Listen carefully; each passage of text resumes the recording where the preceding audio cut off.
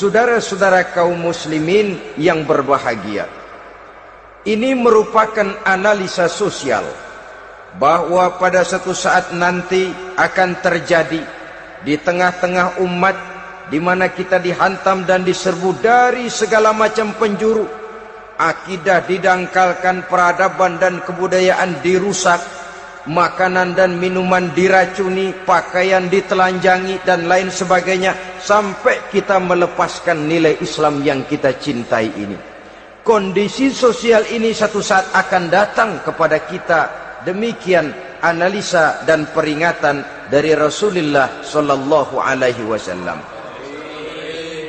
Marilah sekarang kita melihat, adalah benar bahwa di zaman sekarang kita insya Allah tidak akan mengalami perang Badar sehebat yang pernah dialami oleh Rasul dan para sahabatnya. Tetapi sesungguhnya perang yang kita hadapi di zaman sekarang ini tidak kalah hebatnya dengan perang Badar, tidak kurang dahsyatnya dengan perang Uhud, tidak kurang ngerinya dari perang Khandaq. Hanya saja yang kita hadapi sekarang ini bukan ujung pedang, bukan ujung tombak, bukan ujung panah. Yang kita hadapi sekarang ini adalah perang akidah, perang ideologi, perang mempertahankan keyakinan. Yang kalau kita kalah sekarang, kita memang masih beragama. Tetapi anak kita, cucu kita, generasi yang akan hidup 5, 10, 20, 30 tahun yang akan datang, wallahu a'lam bissawab. Islam, saudara-saudaraku, tidak mungkin hilang dari dunia. Tetapi tidak mustahil Islam gulung tikar dari desa kita. Tidak mustahil Islam gulung tikar dari kampung dan kota kita, jikalau kita tidak menjaganya, jikalau kita tidak memeliharanya, bahkan jikalau kita tidak mewariskannya kepada anak-anak kita, generasi yang akan datang. Marilah kita mengingat sejenak bagaimana Islam di Spanyol yang pernah jaya, pernah mewarnai daratan Eropa, dan yang sekarang hanya sekedar tinggal ceritanya saja. Ini pernah diperingatkan oleh Rasul dalam satu hadis, sayati ala ummati zamanun la yabqal Islam illa ismun wala minal Quran illa rasmun. Akan datang satu masa di tengah umatku di mana pada masa itu Islam ada tapi hanya tinggal sekedar namanya saja, dan Quran pun ada tapi cuma sekedar tinggal tulisannya saja.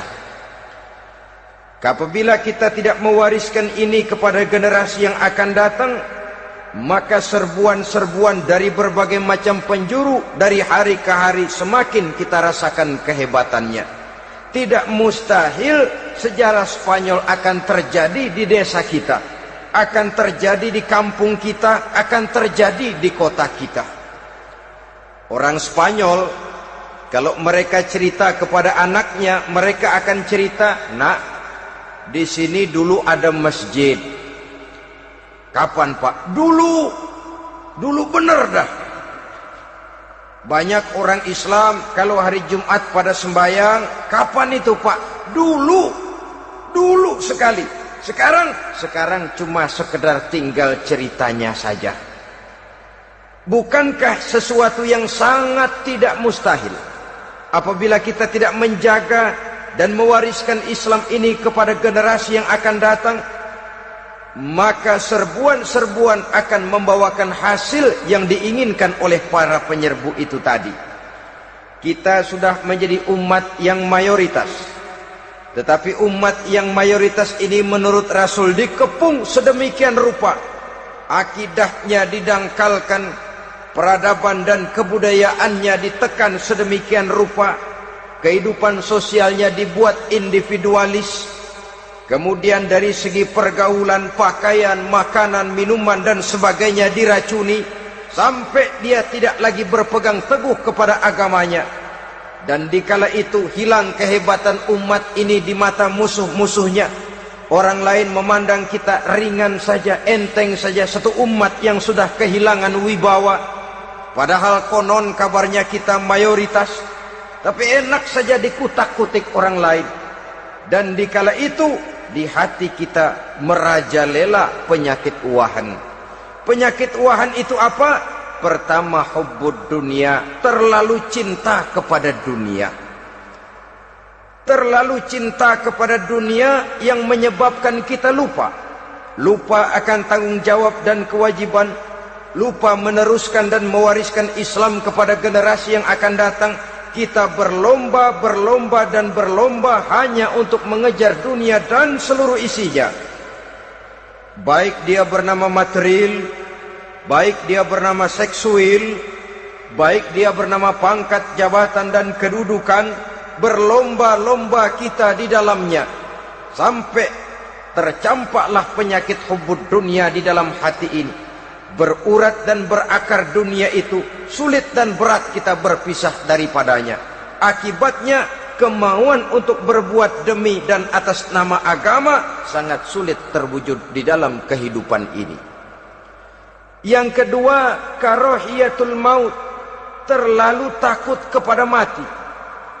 Baik mati ajal, mati dalam artian yang sebenarnya, baik mati usahanya, baik mati karirnya, baik mati pangkat dan jabatannya.